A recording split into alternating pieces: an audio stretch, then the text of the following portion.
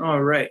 Good morning, everyone. My name is Alex Gonzalez. I'm one of the two Adobe evangelists here at the University of Arizona. Brian Puente is here with us too. He'll be paying attention to the chat. I will too, but between the two of us, I think we'll get the job done.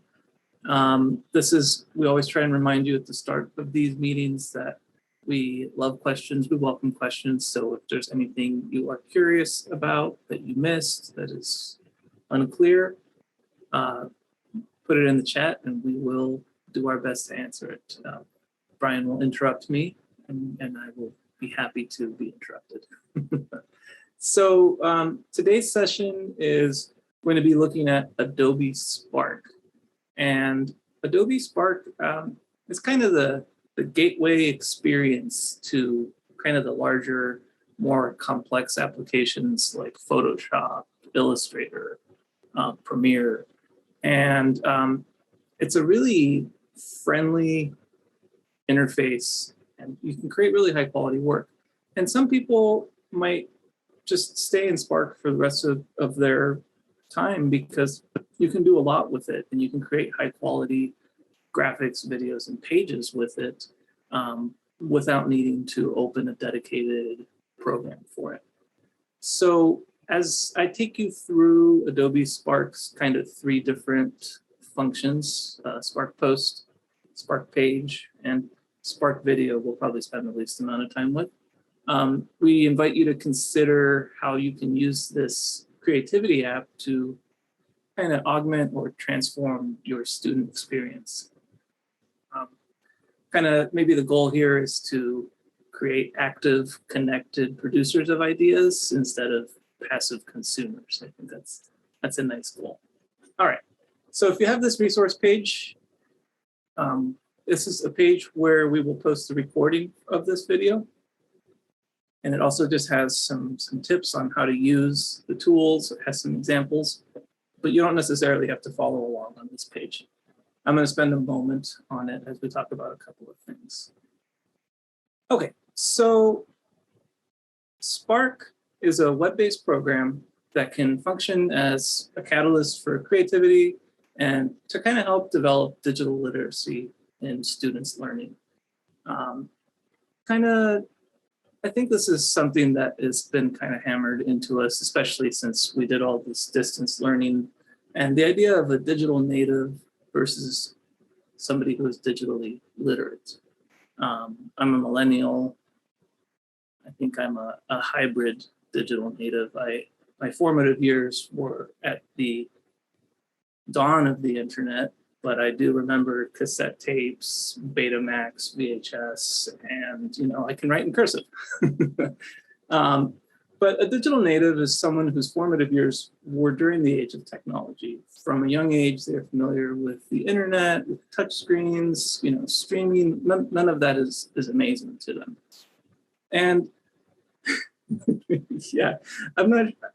Maybe I jumped the gun. Maybe I can't write in cursive anymore, but I can read it. And a lot of us, well, maybe not us, but there's a misconception that digital natives are actually amazing with technology. They say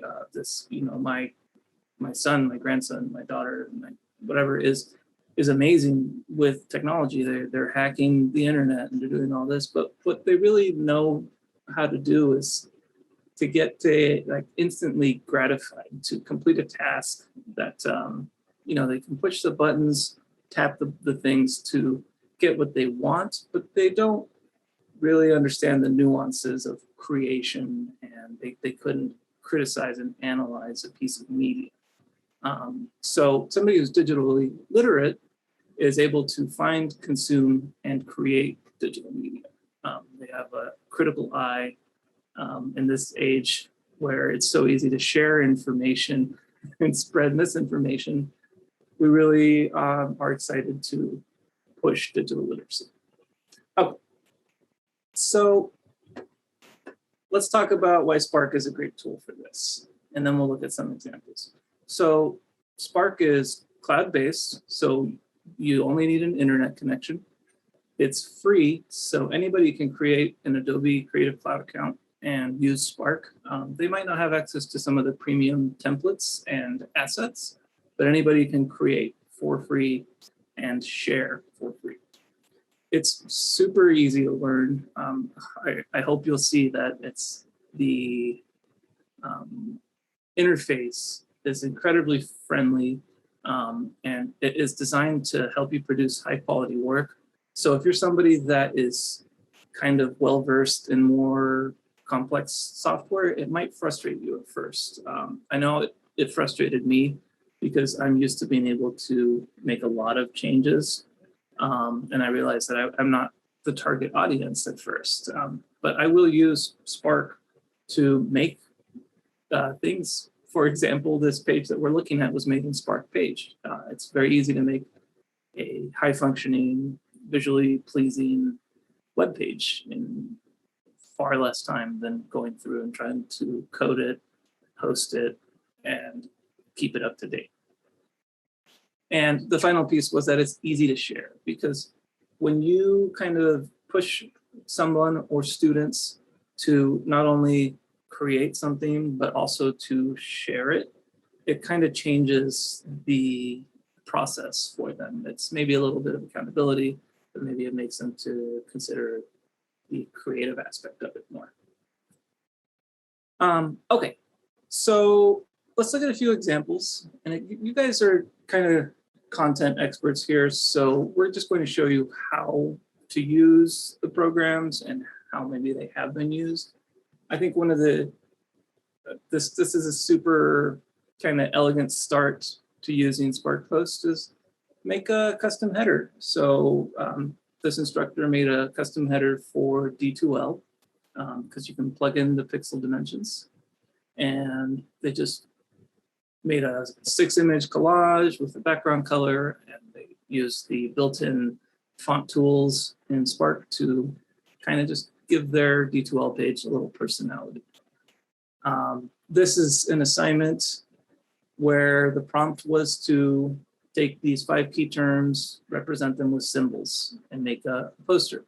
And this was all done in Spark as well, starting with the template and then putting in the symbols. And when I demonstrate, you'll see that even things like the color palette are provided for you, and it's easy to create something that has kind of harmony like this. So instead of having a list of 5 words and their definitions, whoever was making this had to process the meaning of them in a different way and share it in a different way too. Visual resumes are kind of starting to trend now. I have mixed feelings about it because I also know that a lot of companies hire using resume readers. And if you put a PNG through there, you won't even be considered. So you might consider having both, but this is a really fun way to not have a wall of text. And there are a ton of visual resume templates if you click this link. So that's kind of fun, super fun. And then Spark Page was used. We'll jump back into these when we talk about Spark Page, but somebody could make like an interactive syllabus, a course overview. You can have this kind of living document that students reference to find assignments and resources. And it's something that's just a little more engaging than maybe an email or a block of text that is within some HTML code. And then we also had the idea of journaling your class experience as a final reflection. So that's just a little teaser because we're going to start with Spark Post. I didn't put any video examples, but we'll see how to use it. I think that's okay. Are there any questions before I jump into showing you all Spark Post?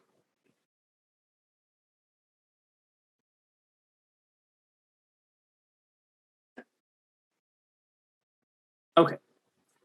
So when you go to spark.adobe.com and sign in, that's where you will see all your options for creating something with Spark. So that's websites, posts, and videos. It all lives here. You'll see your recent projects. You can browse templates down here. You can open and edit a project, or you can start from a popular format, canvas size. Yes, questions always. So you can click the plus here on the left, and there are even more kind of popular formats: a flyer, Instagram story, Instagram post, a collage. Here's your web page and video. And actually, you can create your own brand and create custom graphics as well. We're not going to jump into that today. Spark actually does it a lot. Let's say we want to, it's the start of the school year, we want to get to know each other, and we also want to have a kind of low stakes introduction to Adobe Spark. So we're just going to have students, people, humans fill out an about me template. Why not? That can be fun. So let's just go to explore all templates, and we'll just search for an about me. And this is one of my favorite things about Spark, is that it removes one of the biggest obstacles for creation, and that is getting started. Spark invites its users to take a template, and they call it remixing it, to customize it. Change the text, change the images, change the color. Maybe you take it and all you do is put in your text instead. But these are all here for people to use. And you know, I think if you click on one, yeah, it'll tell you this has been remixed 72 times. They want to brag about how many times a template has been taken and reused by other people. So here's maybe you're making a calendar or inviting people to a workshop. Like I could use this for our Adobe workshops. So I could put my Adobe Arizona logo here and put the workshop title, and very quickly have an easy to read workshop banner. Okay, but I said let's do about me.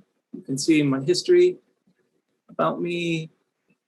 And if you look through, there are a lot of options. There's a this or that, food and drink.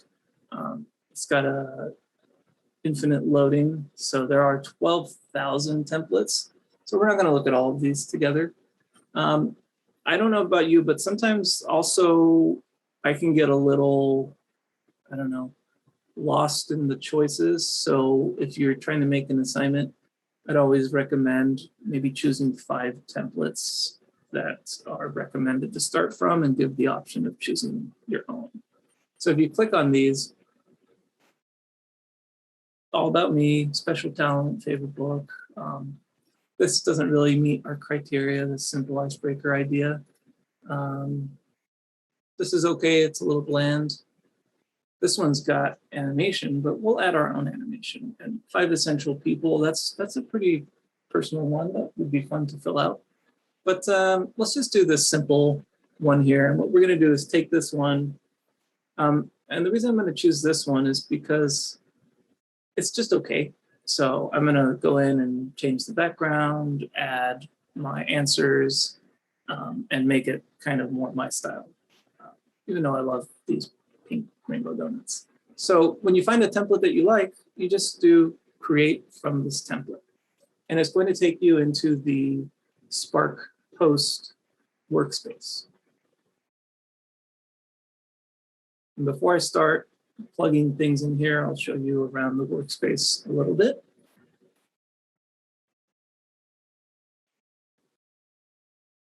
Just giving folks a chance if you're trying to open one as well. So Spark Post, it's kind of like a baby Photoshop and Illustrator. To me, I think of Photoshop the most because that's my background. But every piece of this is an element and a layer. So if I click on a part of this, like All About Me, it shows on the right-hand side my customization choices. I can change the order of layers. I can duplicate something. So for example, if I change the font on one of these, I could duplicate it instead of going and doing all those changes again. As of now, you can't select multiple things and change the font. That gives you the alignment options, which are pretty nice too. But so if you click on an element, you can make changes to it. You can duplicate, rearrange, and delete. Down here, it shows you your layers, which is actually a little bit of a newer way. It visualizes that layer sandwich. So if you click it, I can see this one is right in the middle. So if I were to move it over where it says name, name will be on top of it. But if I click and move it above, now it blocks name. One of my favorite keyboard shortcuts, Command or Control Z, works in Adobe Spark Post. So that's always nice. You also have your history buttons here where you can redo and undo. All right. If you select multiple elements, I showed you, but I didn't mention how I did that. You hold Shift, and you can get these align options where it'll horizontal center, vertical center. You can also click and drag to select multiple, and hold Shift to deselect. So there I had the background selected. You can see I missed favorite season. Sorry, there's a puppy at my feet. Okay. So on the right-hand side, depending on what you click on, you'll get different options. So all about me is a text element. So I can click here and I can say a little, oops, this isn't really all about me. This is a little about me. Right? You're not going to learn everything. You can choose different fonts. You can change the font color. And you can also apply a second style, which is kind of fun, the highlight style. So if you click that, you choose which part of the text just by moving these bars. So I want to highlight a little bit about me, and that gets a different color. It can get a different font if you want. You can put a outline on it or a shadow. And that's pretty fun. So it makes it really easy to feel like you're designing without getting nitty gritty. Hey, Alex, can I ask a question? Oh, yes. Perfect. I got a question here. Christina was wondering, can students fill this out? And is there a way to give them the link so that it's easy for them to do so? Yeah, that's a great question. So let's do this. I'll show you where the link is. And yeah, I'm going to show you how students would fill it out as well. So that's a really good question. So if I go to explore all templates and I choose search about me, when you click on this create from this template is a link. Oh, no, it's not. What's the best way to share this? Because this opens it up in yours. Well, what you can do is save it as a template when you share. So I'll show you that. Or you can also direct them to where to find that template. So that's a really good question that I feel like I don't have the best answer for. But I think making it a template right here would be your best bet. So we'll explore this when we're ready to share it out. I hope that's okay. Okay, so let's go ahead and talk about how we're going to fill this out. So if I were to use this, I like to give students a little bit of a leeway. So I'd say, hey, fill this out, but you can change one of the favorites to something else. So maybe instead of favorite book, I'll change it to favorite subject. And that takes us to looking at the left-hand side, where you could have chosen a template here as well. You can choose text. So these are all kind of stylized, trendy typefaces that you can go and change the type on. So if I do East Coast and I click on it, put anything I want here. So that's just a look at that. So let's say my favorite subject is photography. Are there foreign language options for templates? I haven't explored, but I know that this is used by, Brian's going to find you an answer. My gut says yes, because Adobe is a giant global company and they often have people presenting from all parts of the world. But you could also go and take an English one and just make your edits and save it as a template as well. But that's a really great question. All right, my favorite subject is photography. I can look for photographs. There's free photos here. I can look for icons, which are those simple kind of line drawings. So if I type camera, there's some pretty nice camera images here.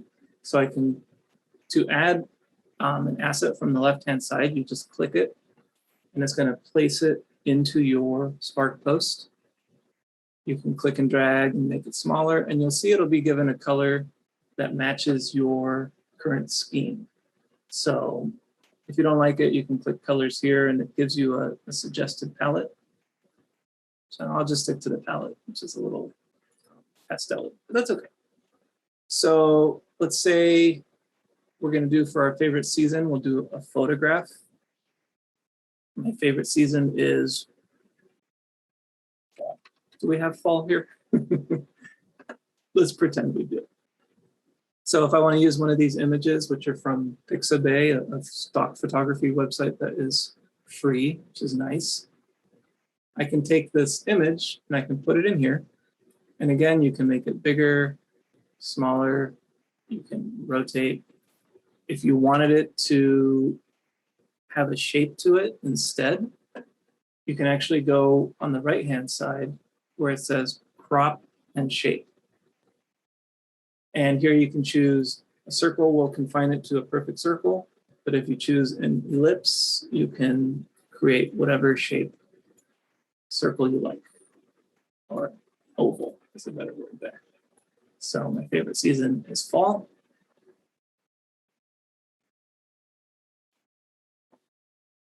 Special talent, let's look at design assets for that. So we saw an icon for the camera. We saw a photo for my favorite season.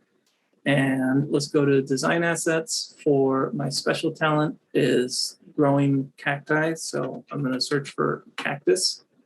These design assets can be cut out photographs. They can be illustrations. They can be kind of more elaborate icons. And you'll see anything that has a gold badge on it means that you need to have a paid subscription, which as a University of Arizona community member, you do. You just have to request it if you haven't. So I like to grow cactus. Let's check out elements. Yes, this will be recorded. If you have the resource page link, maybe Brian can put it in there again. We will post the recording probably by Monday on the resource page. And of course, if you ever have questions about Adobe Spark, you can reach out to us on our Adobe email, adobecc@email.arizona.edu, which maybe Brian can put in the chat too. Okay, some cactus. Let's just do this guy. So I click, and it's going to drop it in there. And you can see this is an element that has the background removed. And we'll just put it in here. And maybe I think it would be nice to give it a shape as well so that it has a rounded edge. So I'll go to crop and shape again. And I'll choose this oval. And maybe stretch it out a little bit. Nice. Okay. And then you just, when you're done with crop and shape, you hit the check mark. All right, favorite food, I don't know, donuts. Let's stick to assets here, elements. So I'm just going to fill these out pretty quick. I don't want an asset. Let's do an illustration for my donuts. This one's nice. It looks like I already took a bite out of it. And my favorite sport is mountain biking. So let's see if we can find a mountain biking image. And what I want you to notice is that I don't have to leave this application to create images, to create a design that is fun and it looks okay. I think if I was trying to make a high quality design, I'd probably decide to only use photographs or only use icons or something for the sake of consistency, but I wanted to show you all the ways that you can. Let's put this in an oval again. So on the right-hand side, crop and shape. Here's my oval, and let's give it more of an egg. Perfect, and I just hit the check mark or clicked outside of it. And what you notice is when you're moving things around, you'll get these little guides that help you center them. We'll call them smart guides. I don't know if they call them that in Spark or not. And favorite color, let's just put a circle in there with the color. So, or, yeah, let's just do a circle. Maybe a little more exciting, like this little sketchy circle. So I'm just going to click on it. And I'm like halfway through my life and I don't have a favorite color.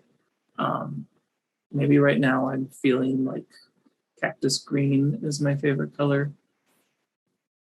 So, sage. Okay. Are there any questions so far? What we've really seen is how to place visuals into your Spark post. I'm going to show you one more thing about adding an image, and then we're going to play with the type a little bit. And then we're going to jump into Spark page because we could spend all day with post. Okay, so you can place photos from any various things, but you can also upload from your computer. So maybe I decide that I want my students to upload a portrait, a self-portrait. So I wonder which of these, I think it's this one. There's me, safety first. Look, that kind of matches my favorite color of today. Out in the desert, mountain biking. Christina, that's a great question. Where do people post these? You can post them anywhere because you can download them as an image, or you can get a link that you can get a URL that will display just this this design. That's what's going on here. If you look in the examples, and we go to this header, this link can be posted anywhere, and a lot of LMSs, I don't know if Canvas does or not, but they'll have the option to embed something with a link like that, or you can upload the image. So these are super easy to share, and I really love that question. We'll be talking about sharing in a moment here. Okay, what I wanted to show you with this image is I could put it in a circle, but there's also a pretty nice, it works pretty well, a tool to remove the background right here in Spark Post. So if you click on your image and you go over here, you click remove background, and depending on how fast your internet connection is, it's going to talk to the Adobe servers and it's going to cut the background out. You can zoom in with Command or Control plus, and you can zoom out with Command or Control minus. I also like to hold spacebar and pan around. And I'm sorry you guys have to look at my face like this, but there I am. I'd say the background cutout is solid B, maybe a B minus. It got a little weird around my ears, but you know, this is going to be a small picture. So I'm going to go ahead and click check and accept. And I'm going to just have my little me over here. And because everything's so circular, let's put a circle shape on it. Why not? Let's just do an actual circle. Okay, so all about me. I kind of don't have a good spot for me, so I might replace one of these or instead. But that's okay. Maybe instead of name, we just put my face here. That's me. Okay. Let's change the background and the text, and then let's share it and move on to Spark page. So, and again, this could be used in so many different ways. I just think that this is a really, really easy low stakes introduction to using it. Let's say I don't like the font for a little about me. I could go and try different fonts. I could search different little trendy stylized type over here, or I could, you know, try my fortune and click find a new style down here, this magic wand, because again, Spark is supposed to help us remove the obstacle of not feeling too creative. So we started with from a template, and now we're going to find a new style just by clicking this wand here. And what it does is it takes your current type and color and secondary style if you have it, and it tries different arrangements. It'll change different fonts, color palette, and give you these other options. I don't know, it's kind of fun. And if you click too fast and you like the one before, you can just Command Control Z and go back. Or, you know, and some of these are making it so that there's a little bit of room for my face now if I wanted to put it in. But if you also prefer, you could just go to text on the left-hand side and choose one here. Like maybe I'm a scary guy. So I'm not scary. I'm gonna put this horror night text here.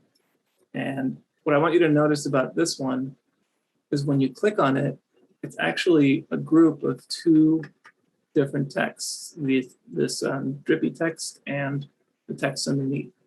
So you can ungroup them, and I'm gonna click the bottom one and delete it, and go here, just put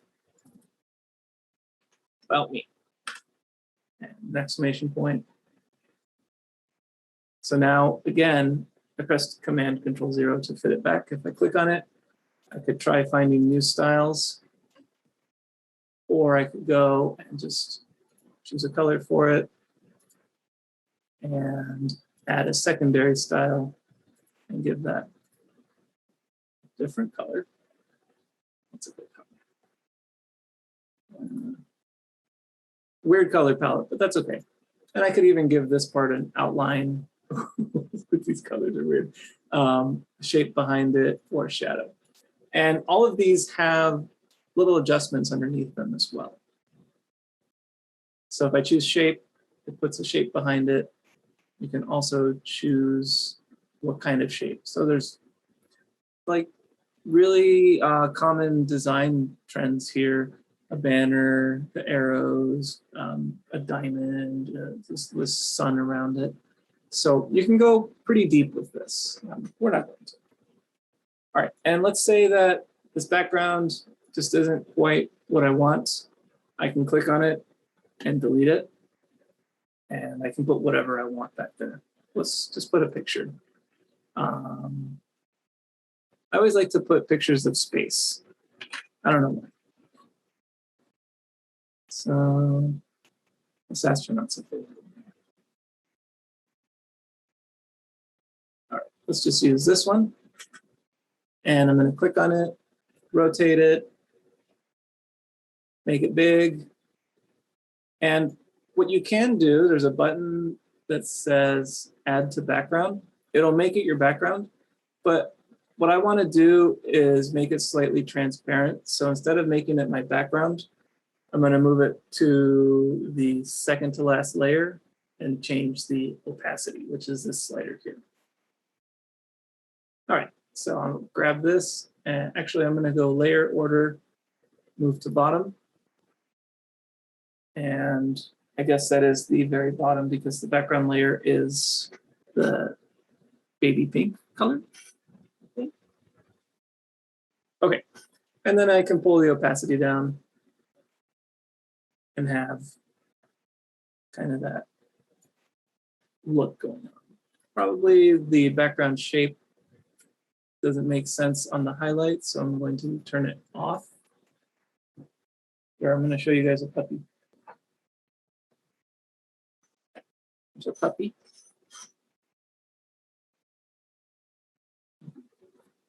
All right, sorry about that, just handing off the dog. So you can see how somebody could go pretty deep in here and take a template and turn it into something that is more to their style, right? So here's me. I can even take this image of me and put a filter on it here. It's pretty cool. But I encourage you to poke around. At this point, I'd like to have time to talk about page and video. So I'm going to show you how to share. Are there any questions about post at the moment? Of course, you can ask questions about post at the end as well. I just figured we'll take a moment to look at this. And I can go and delete the circles too if I don't like them.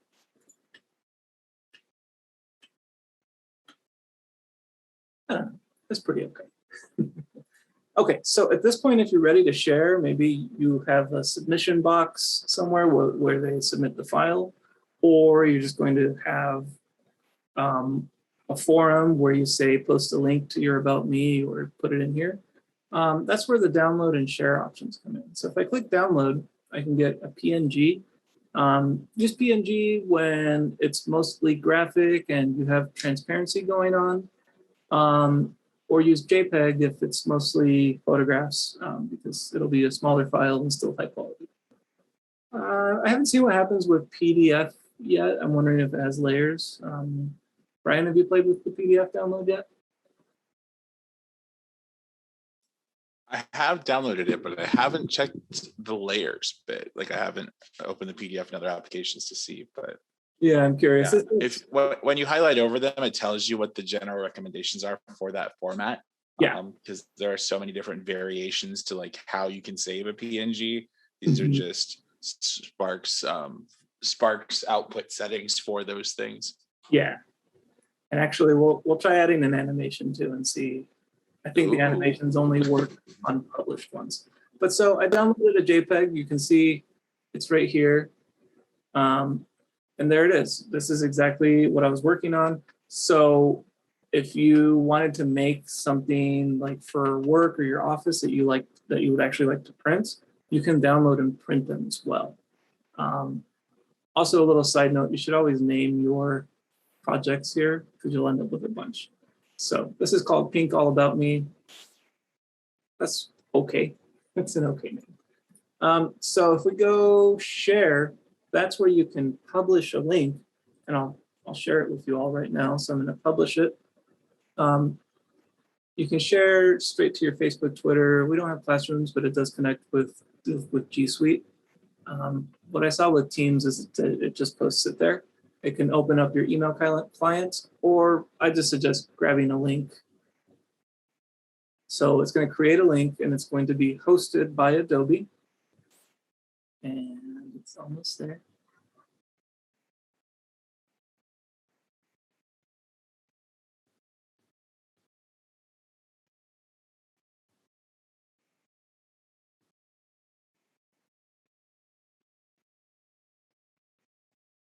They're literally taking your image, posting it into its own web page, and making it a live link. So sometimes it takes a moment. Usually not this long. Oh, there we go. So you also have publish options where you can have the title above and give it a category and put the author. So if I turn that on, it'll show that it was authored by me. Okay, so if I copy this, you can all see my beautiful About Me page. I can paste it here. And there it is. And you can see at the bottom it says created by Alejandro Gonzalez. And you can appreciate, tweet, and share. And this is actually an image that somebody, if they wanted to, they could drag and drop to their desktop. So let's just add an animation and see what our download options are, because I didn't show you that. You have your resize where you can change your canvas.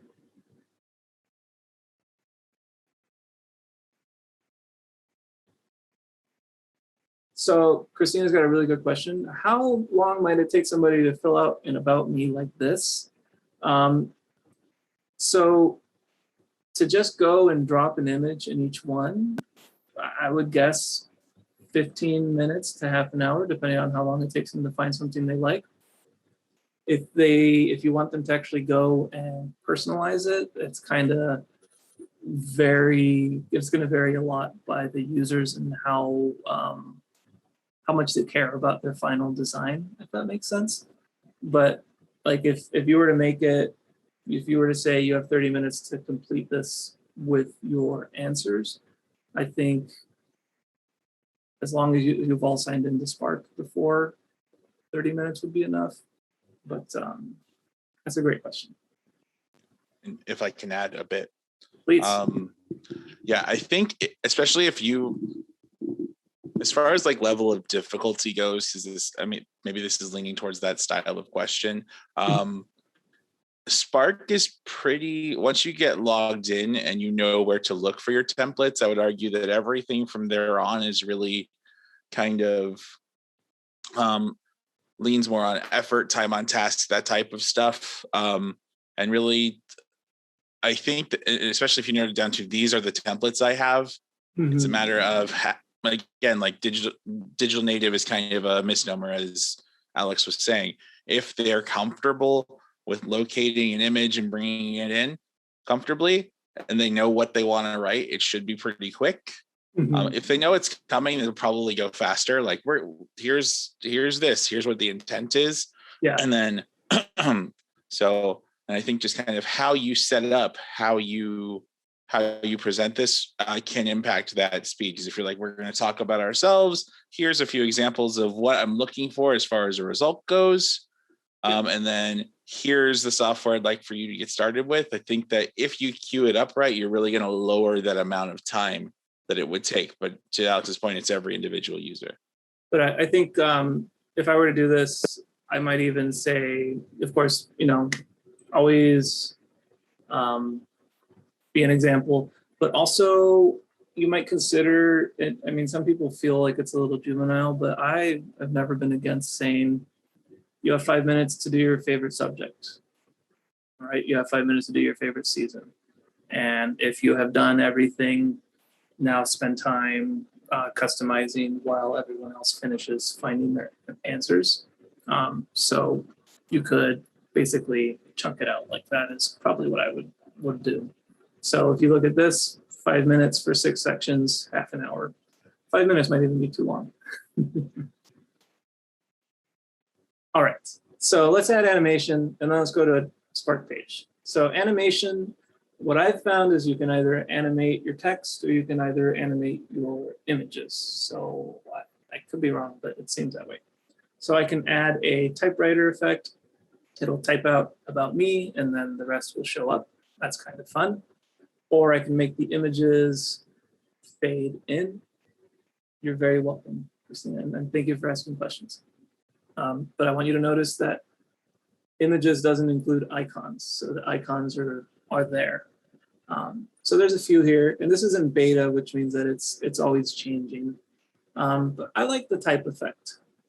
About me, let's do typewriter. So now I think if you download, yep. So now you can download it as a video and it will have the animation. But if you download as a PNG, JPEG, or PDF, it will not have animation. And if I go back to share,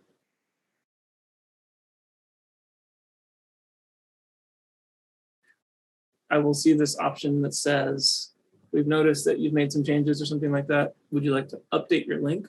So that link that I put in the chat never changes. I just update the content of that link. And it's saving.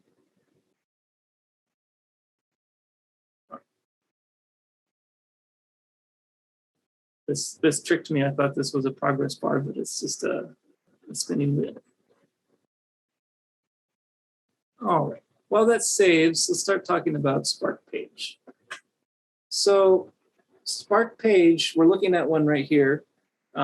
It's this really, really nice web page builder that its interface is just plus buttons, and you can do a lot with it, but you also can't. Like, you don't have a lot of choices for what font, what color, exactly where things are, and how many. And that's because it's meant to help you create high quality work quickly. So again, if you're used to CSS and HTML and all that, you might feel a little limited by this, but that's not who the target audience is. Still saving. Let's just let it save.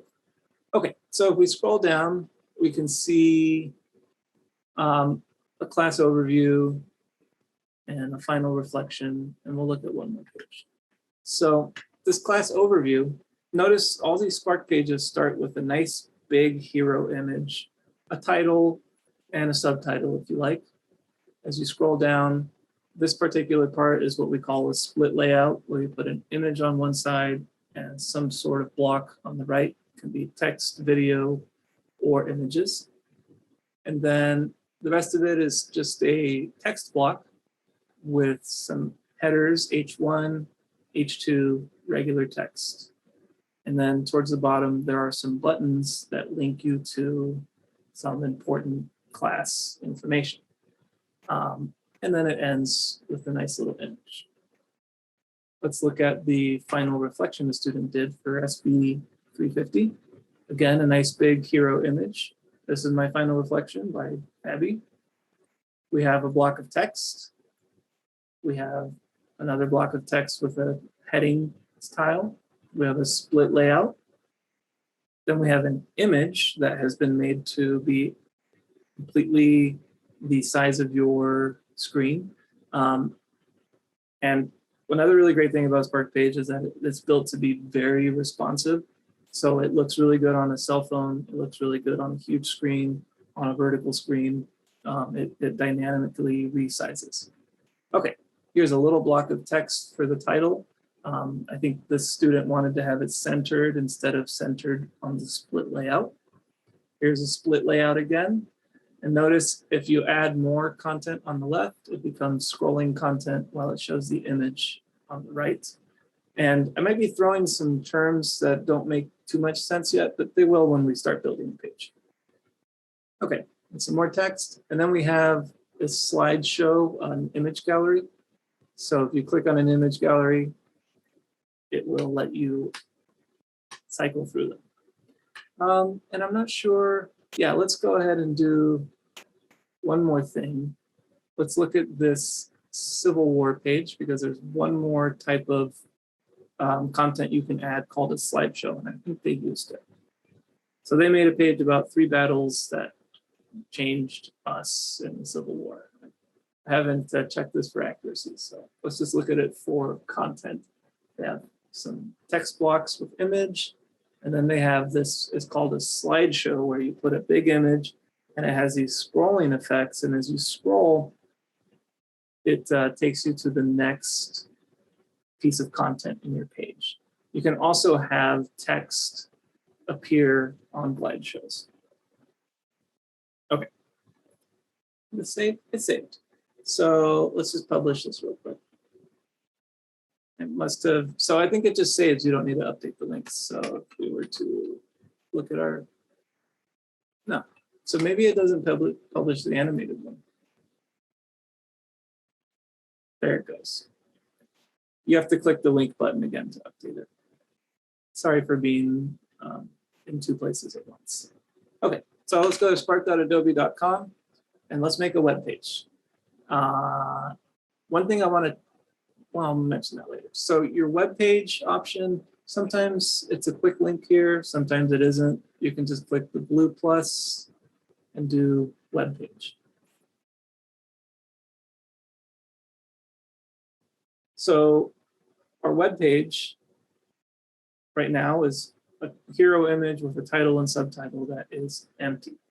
What I want to show you around here is a few things before we start creating content.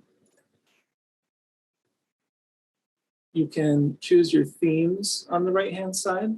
So this is about as custom as you can get with the appearance of your image. So let's make a page about staying sane during quarantine, which is to say what I did from, what was that, March? June? We'll just call it June. That's when people started getting vaccinated. Okay, so now we have a title and a subtitle. So my page has settings, which aren't really that exciting. You can preview it. It'll show you it without your editing options. You can use Spark Page as a presentation tool, which puts Spark into present mode. And here's that share button, which we'll look at the end. So let's put an image in there too. Similar to Spark Post, you can connect to your libraries, you can upload your own, or you can find free. What's a good image for, I don't know, let's just choose a couch. I spent a lot of time on my sofa, so.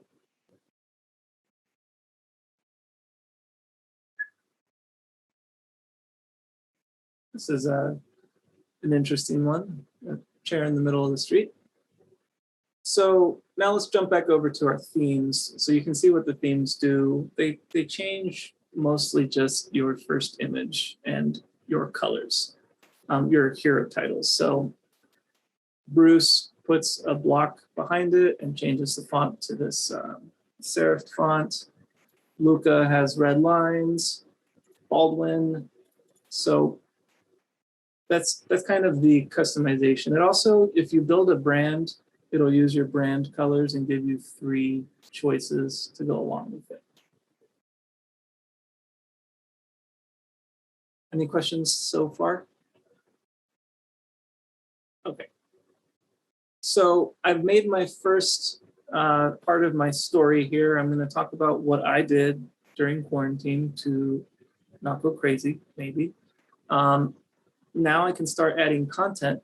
As you scroll down, you'll see this little plus button. And with this plus button, you can add these 7 different things: a photo, a block of text, a button, a video. Videos are added through links, most commonly a YouTube link, a photo grid, a glide show, and a split layout. And we saw all of these, except maybe the video.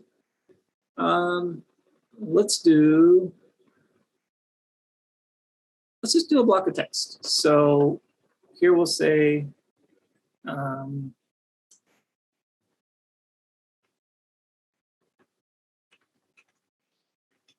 here my favorite ways I stayed engaged and entertained. And then if you highlight it, you'll have your text options here, which aren't a lot. There's not a font, there's not a font size, there's not font color, but you can choose an H1, which will give you your biggest, stands for heading. H2 is smaller. You can turn it into a little quote, which is kind of cute. So these are different according to your theme. You can make a bulleted list, a numbered list. You can bold it, italicize, and you can make it a URL. And then you have your alignment options. Because I'm in a list, I don't have alignment options right now.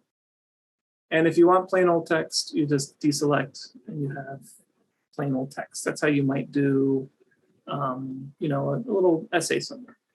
So you could use Spark Page. You could say, you know, make an essay that goes along with visuals, or make a response, keep a journal on this Spark page and respond, use it to respond to readings and things like that. Okay. H2, no, H1, sorry. And it's centered. So now you notice I have pluses above and below. That means I can add content above it or below it. I can't add content next to it. It's just a top to bottom website.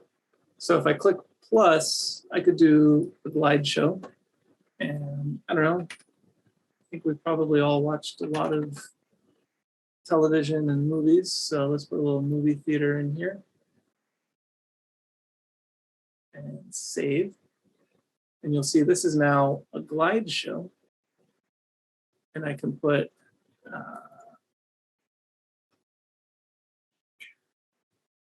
don't know, let's say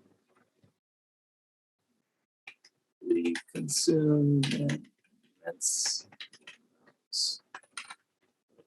television, cinema. Some of my favorite things to watch. So you can keep adding content here. So you could even put images in here if you wanted to, or video. I could make this whole glide show this part of my page, or I could keep going down and I could, let's add, what's something somebody enjoyed watching recently? We'll make a split layout about it.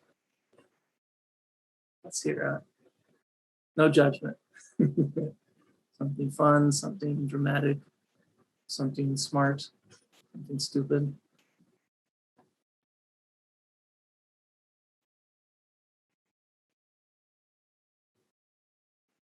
Oh, everybody's scared.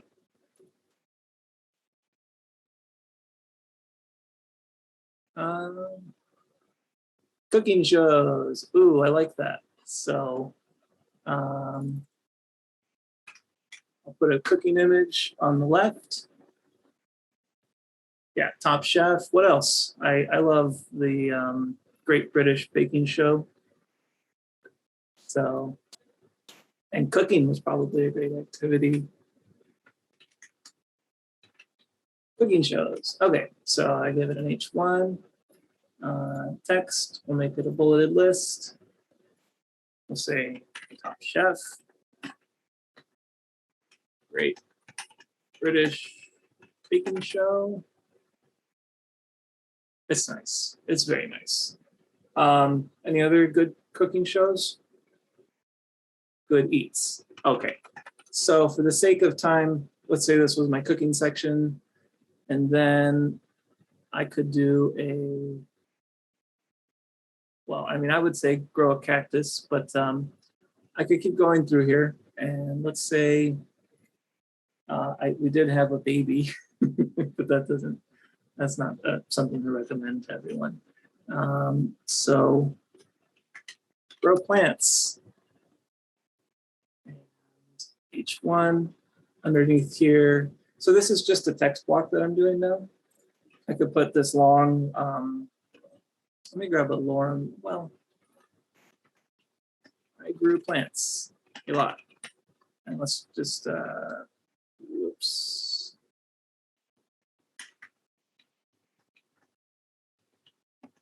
Okay, I'm just gonna copy and paste this a few times over. So we see what a lot of text looks here. And I could put an image here. I could put a video if I had a link. Let's just put a simple, actually, let's put a photo grid. So if I choose photo grid, I can upload multiple images by clicking back. Let's do this. Sorry everyone, I like cactus. Most of these aren't cactus, but that's okay. So there's 1, 2, 3, 4, 5, 6 pictures. And you can see the grid that it's making for you. If you give it a second to upload, there we go. You can click and move them around. Yeah, by using these. You can also choose which one is your big one. So if I were to click on this cool spine photo, I could click large photo and it would make it big and then the grid starts. I don't really think that makes sense for this. Okay, so that's my photo grid. When I click save, you'll see I said grow some plants. Here's some plants. Here is a caption. So you can put a caption here, which is kind of our, I don't think you can do alt text on a single image, but not on a grid. So you want to put a caption. And then there's my section about growing plants. And I could just keep going here, but because I want to talk about Spark Video, let's just see how to share this web page, how to publish it, and let's see if there's any questions about Spark page. There's one thing that I encourage you to check out on our resource page, which is anchor links. So if you look down here, there's a video and there's an anchor link tutorial. Basically, anchor links are really great way to make your Spark pages something that can be navigated. You can absolutely share this with students. This is for everybody. Please share it out as you like. So anchor links, if you look, I have go back to agenda. I have create graphics with Spark Post, and it just navigates me within the page. They're not hard to do. If you watched, I think I made a 5-minute video about it, but it will take a time. And you basically can't add anchor links until you've made your page. We've made the outline of your page. Okay, so this page is ready to be shared. So I'm going to click share, publish and share. And here's the title. This isn't really important because this is the title that shows up in your tab or in your browser bar. So make sure that it makes sense. If you're like me and you duplicate pages a lot, originally the resource page I made for this workshop was still called copy of creating icons because I wasn't paying attention. Okay, create link. What's really nice, if you maybe didn't notice it, it also gives the image credits at the end, so you don't have to worry when you're using Pixabay or Pexels through Spark Post. It will credit the photographers for you. Okay, so here I have copy. If I put this in the chat, you can all look at my amazing web page and see what everyone will see. So here, staying sane during quarantine, what I did from March 2020 to June 2021. My favorite ways. There's my glide show we consumed. So this is a little underwhelming. I might add images or choose a stronger text style. And then there's my cooking shows. Again, this needs some more meat to it, but we just had an introduction. And then here's your basic block. And generally, it's best practices to, I would say, to use a nice mix of all of them to keep the page, engaging. And as Brian said, it's responsive. So if you take that link and open it on your phone, you will be able to see this without having to pinch and move around, which is huge. One big thing, what I've noticed in the past, when I used to teach, I had my students use Spark Page as a running submission. So I just had a link to their page, and that's where I taught photography. That's where I would go see their recent photography assignments. And the number one problem that students had was they would post something new, make a change, if you will. I'll look here, R. So let's say I wanted this to be a quote style. And then it would save, and someone would think that because it's saved, the website has updated, but that's two different ideas. So if I reload this, the website still shows the previous version. So you have to go back to share, publish and share, and update the link. I did ask an Adobe person, I said, hey, why can't you add a little update link button in there so people don't have to go looking for it? And they're like, well, you just click share and publish. I said, okay, that's fine. So when you do that and you reload the page, now your changes have also been published. So there's a difference between saving and publishing. Any questions about Spark Page?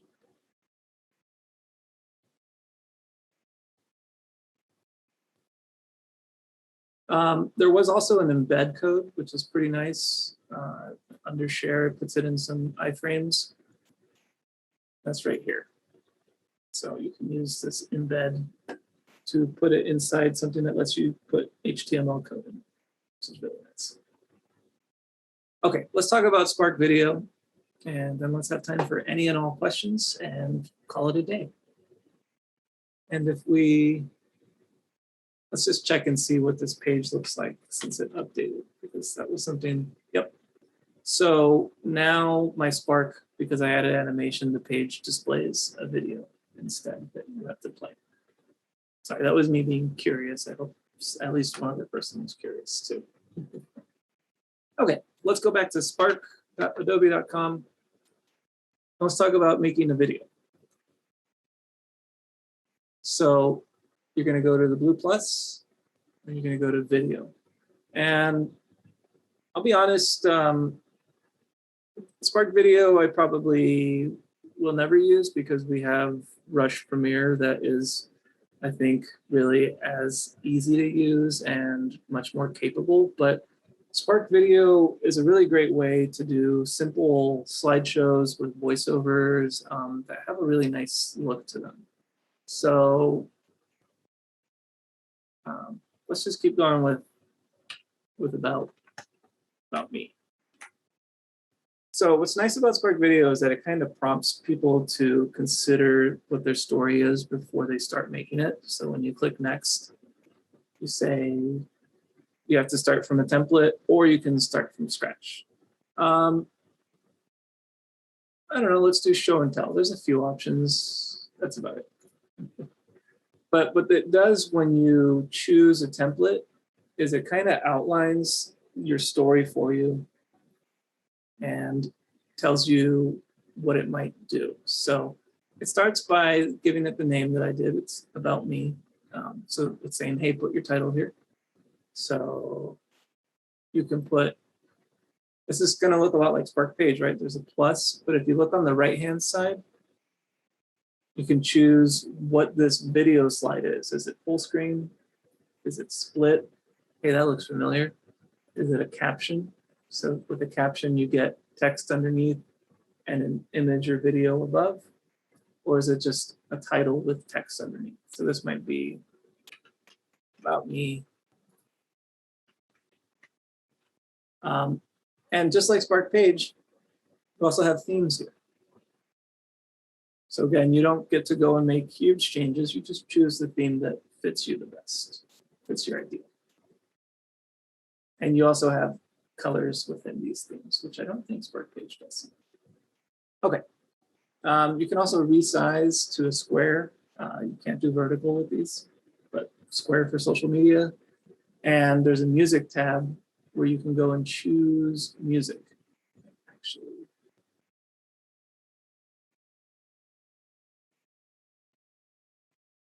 I need to share my audio. There we go. Okay, so let's say this is about me. There's this little microphone here. So I can click. Hi, I'm Alex Gonzalez, and this is a little bit about me. So it will record that. And if I press play, hi, I'm Alex Gonzalez, and this is a little bit about me. So you can see they already chose music for me, which is fine. So then you would go to your next one. And you are using your internet connection to do video editing, so it can get a little bogged down sometimes. But then you go to the next slide, and you can put a video, which you have to upload. You can't link them, or you can add a photo. So let's go ahead and find a free photo again. Mexico. I'm from Mexico. Maybe that's not the best search term, but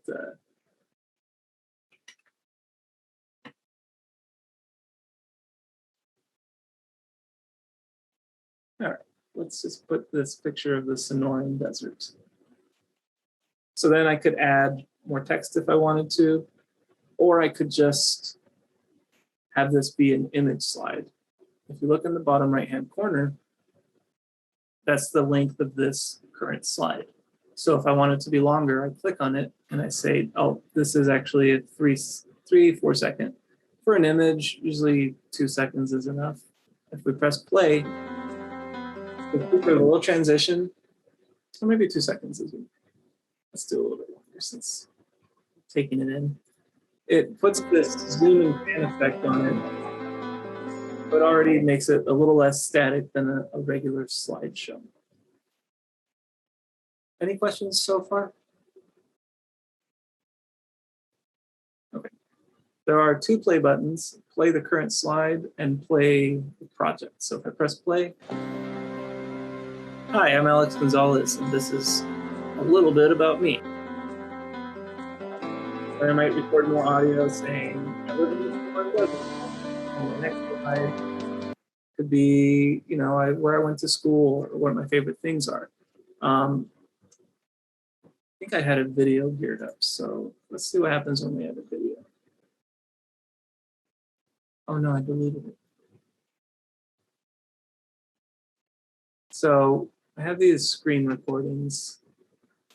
Very exciting. So if you upload a video, it will open up this dialog where it shows you your screen, your video, and it shows you the timeline. And what's important, Charlene, that's a really great question. Those are scientific poster type templates. I've seen a lot of them. I would literally put science or scientific into the template search, or even just Google Spark scientific poster and see what you find. And there's a few more functions in there too. Absolutely, anytime. So down here at the bottom, we have this timeline. That's the length of my whole video. And right now I'm taking a 3-second section from it. And you can move the 3-second segment and it'll show you, or you can say, actually, I want the whole 21-second video. So you can trim your video as you upload it, which is pretty nice. So let's just say I'm uploading this tiny thing. I hit save.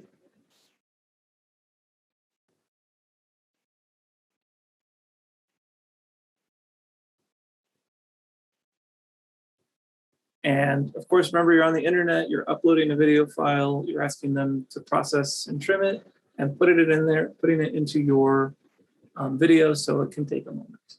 So now, as I'm building this video slideshow, I have my intro slide, a photo slide, and a video, an actual video. And again, the music is over here, which you can change the audio from, or you can just turn it completely off. And I think it's for the whole, yeah, for the whole thing. You can also add your own MP3 file. And Brian, thank you for confirming. I remember searching and looking too. I mean, I found, you know, there's timelines, there's like baby shower posters, there's infographics about dinosaurs. There's tens of thousands. I mean, for the About Me, there were 12,000 results, and the majority of them were relevant. Of course, you have to skim the good and the okay and the great, but that's a great resource.